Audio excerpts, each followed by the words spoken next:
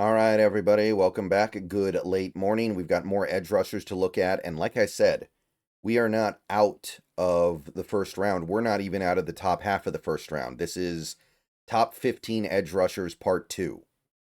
So, yeah, we've got a lot to talk about here. And this first one is one of the most interesting and difficult players to understand in this draft. It's Shemar Stewart from the Texas A&M Aggies. Shemar Stewart, it's not that it's really hard to talk about him because what he is very clear. The problem is, how do we arrive at a conclusion? 21 years old, so he's young. He's big for an edge rusher, 6'5", very tall, 267 pounds, definitely on the bigger side as far as edge rushers go. Pretty long arms, 34 inches, 34 point and 1/8 inch actually. This guy quite simply nearly set Lucas Oil Stadium on fire with how good his combine was. He was elite. Speed, it's there. Sub 4.6. 10-yard split, 1.58. Really, really good. And that wasn't even the best. 40-inch vert, 96th percentile. 10-foot 11-inch broad, 98th percentile.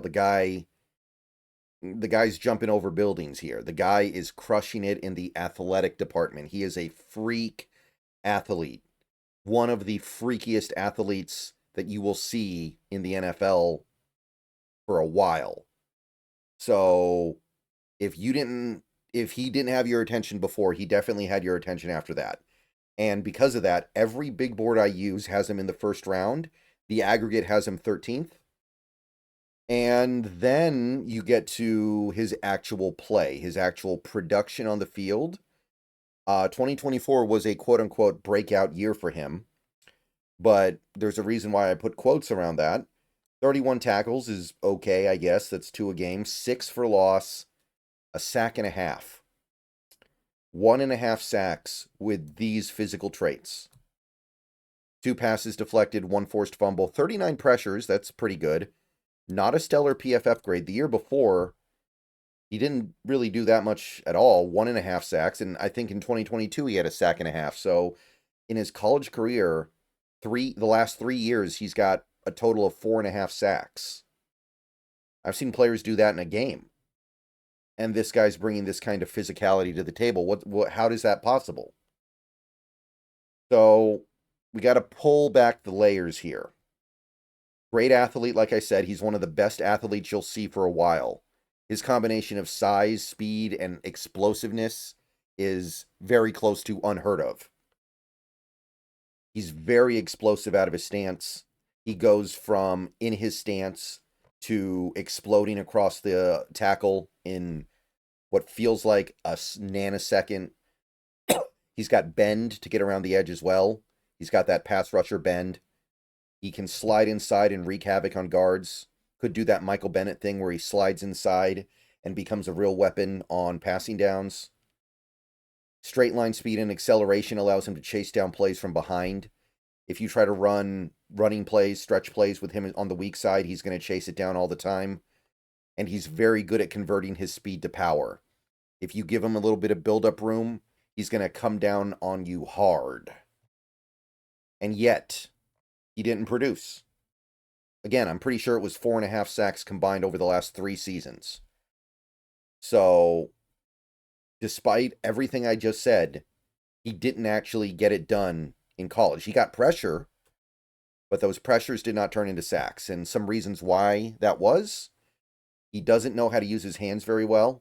He can't really shed blockers. He doesn't work through blockers. He doesn't maximize his potential because he doesn't have a skilled understanding of how to utilize his hands. He gets off balance when going into contact, which means you end up on the ground too much. Means you're at a disadvantage physically when you're going into contact. He just kind of gets a little ahead of himself, I think. He doesn't really have any pass rush moves. He's just kind of a speed guy. He's a speed to power guy. He's got very little in terms of an actual bag of tricks, and he's just generally kind of erratic. So this is a really hard one, guys. This is this guy produced on the level of like an LJ Collier in college. Now the difference, LJ Collier's testing numbers were nowhere near this. So all you had with LJ Collier was the Senior Bowl. Shemar Stewart gave you the Senior Bowl where he was great, and he gave you the testing numbers, but there's still no beef here. Where was the on-field production? So it seems to me that he's simply unskilled. And while he's 21 years old, I am bothered by the fact that he's just not skilled. How can you not have picked up some nuance to your game in college when you've been doing this for a few years now? This guy didn't just discover football 2 years ago. So I'm a little bit questioning this one. Why is it taking him so long to develop actual nuance and skill in his game? It's all just raw talent. So if he is a first rounder, then in my book he's barely one. I mean, it's right on the line. So I'm not as big a fan as most. It's a tough evaluation though, and somebody may lose or lock in their job based on their read of Shemar Stewart. Next, guys, Mykel Williams of Georgia, the Bulldogs, another 21-year-old. A lot of these top edges are very young. He's very tall, 6'5" and an eighth. Got some weight to him, 260 pounds. 34 and 3/8 inch arms is also really good. Big hands, so he's a bigger guy, generally speaking. Not necessarily in terms of weight, but for an edge rusher, especially in like if you were thinking about him in like a 3-4 defense, that would be very big. It's adequate in a 4-3 as well. Every big board has him in the first. Couple have him top 10. Aggregate has him 15th. So he is the last of our top 15 edge rushers. Not huge production the last couple years for Georgia. Gives you like 20 tackles a season, but a lot of them are in the backfield. 16 tackles for loss, including 9.5 sacks, few forced fumbles, some passes broken up, 26 pressures each of the last 2 seasons. Remember, he's playing on Georgia. They have a lot of talent down there. It's a little bit hard to stack up stats when you're competing every play for those stats with other really good players. Good PFF grades, really good. Not quite elite, but good the last 2 years. Some of the benefits of Mykel Williams, some of the good things, he's got big-time burst into contact. His ability to go from in his stance to smashing into the tackle or trying to rocket around the tackle is very destructive. He also has good length, and he knows how to use it to keep blockers at bay for the most part. Obviously, there are always improvements you need to make there, but he seems to have a good understanding of how to utilize his arm length to win. He moves in space really well. So when he gets caught in a situation where he's almost got the running back and the running back puts on some moves, Mykel can keep up. He's not just fast on a track. He's not just fast in a straight line. He can wrangle the play down, even if it kind of moves away from him. He's also got speed. I know he didn't test at the combine, but he does have the straight line speed to chase a play down from behind. His speed to power is nasty. He knows how to convert speed to power really well. Hits with a lot of pop. He does have a few effective pass rush moves, and he was very versatile on Georgia's defense. He played outside, he played inside, he even did some nose tackle stuff. I'm not saying he can do that in the pros, but he played all over that Georgia line. So if you want to use him as like a 5 tech, if you want to use him as like a 3 tech, you want to use him as like a, whatever, you can probably find a way to make it work.